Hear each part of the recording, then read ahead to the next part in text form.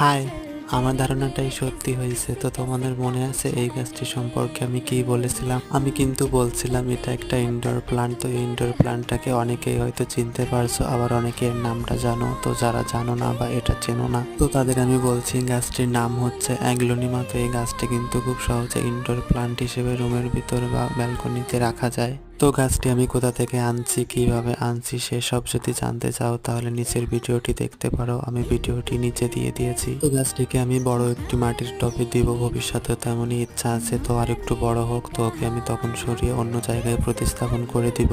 আর আশা রাখছি এই ডালটি থেকে আমি আরো 2-3টি চারা অবশ্যই পাবো, কেননা ডালটি কিন্তু অনেকটাই বড়। তো এই গাছটি সম্পর্কে তোমাদের আরো একবার আপডেটটা দিয়ে দিলাম। আর তোমরা যারা আমার চ্যানেলে নতুন আছো তারা কিন্তু অবশ্যই আমার চ্যানেলটিকে সাবস্ক্রাইব করে দিও। তাহলে আজ আসি, দেখা হবে পরবর্তী ভিডিওতে। ততক্ষণে তোমরা ভালো থেকো এবং সুস্থ থেকো।